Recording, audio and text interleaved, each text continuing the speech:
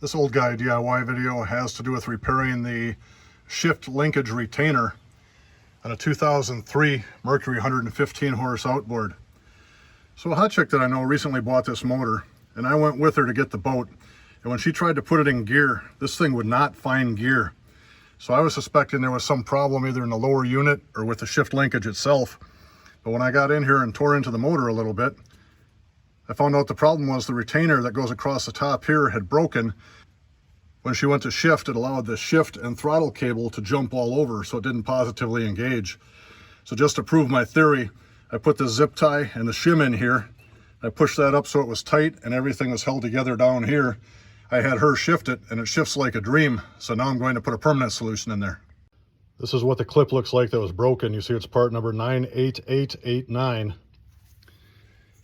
This thing clipped on that side and it was supposed to come over here and be retained, but it wasn't. It was just hanging up there. So you can imagine how this can just jump all over the place when the motor is running and somebody tries to engage the throttle. So what I'm going to do right now is take a piece of steel, just drill a hole that'll line up with this pin and this pin. Then I'm going to put a little cotter key on there and we'll have this thing retained nice and tight for no cost.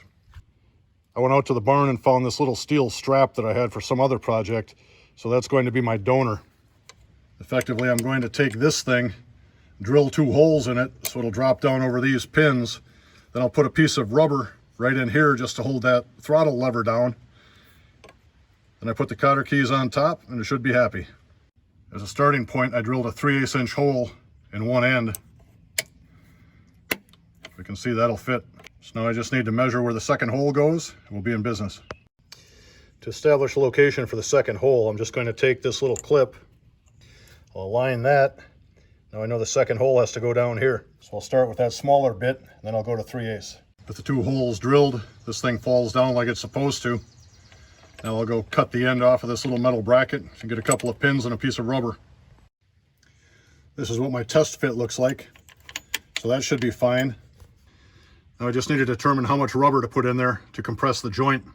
I have a piece of old inner tube here I'm going to cut up to compress the joint. Here I have a 4-inch piece of inner tube that's about 1 inch wide. I'm going to take this thing, just roll it like this. I'll have the larger section over the throttle cable, and this little tab is all it will take to provide compression over on the shifter cable. That little solution keeps everything from moving laterally, so I think that's going to do the job. If you need to buy this part, it's only $2 or $3 from Crowley's or the other place online, but they all want $10 or $15 shipping in 3 or 4 days. So rather than 15 bucks in 4 days, I thought about this a little bit, and without filming it would have been about 15 minutes, and the cost is maybe 40 cents. To get access to work in here, I remove this one piece of cowling. It just has 1 bolt up there and 1 bolt back here. These little bolts require an 8mm socket. This is what it looks like back in place, all buttoned up, ready to accept the cowl. So I hope this little video helped you. If you haven't subscribed, please do, and thank you for watching.